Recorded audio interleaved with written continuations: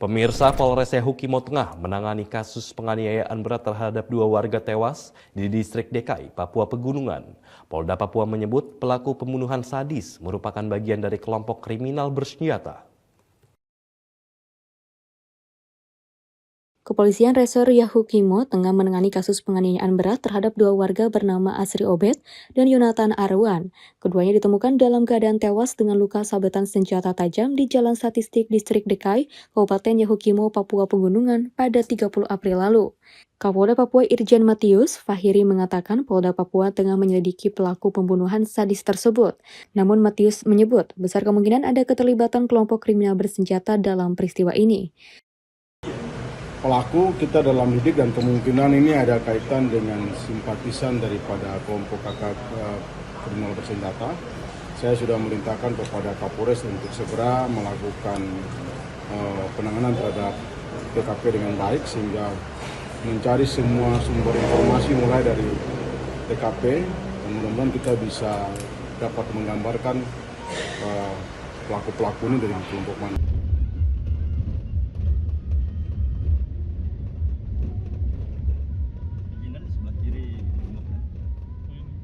Kapolda Papua menambahkan hingga kini kedua jenazah telah diotopsi dan disemayamkan di Rumah Sakit Umum Daerah DKI pada Senin 1 Mei kemarin. Kedua jenazah diterbangkan ke Jayapura dan kemudian dipulangkan ke kampung halamannya di Tanah Toraja.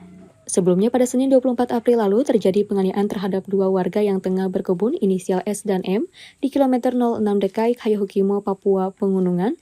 Kini kedua korban tengah menjalani perawatan intensif di Rumah Sakit Umum Daerah DKI.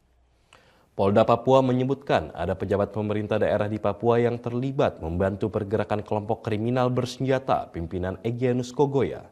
Polda Papua menegaskan aparat segera menegakkan hukum yang terukur kepada siapapun yang terkait dengan jaringan kelompok bersenjata.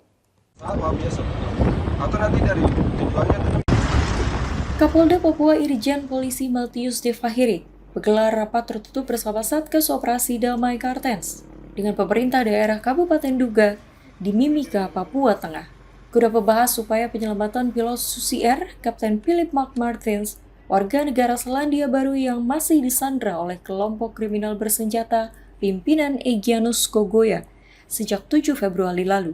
Irjen Polisi Fahiri menyebutkan ada pejabat pemerintah daerah di Papua yang terlibat membantu pergerakan kelompok kriminal bersenjata pimpinan Egyanus Kogoya.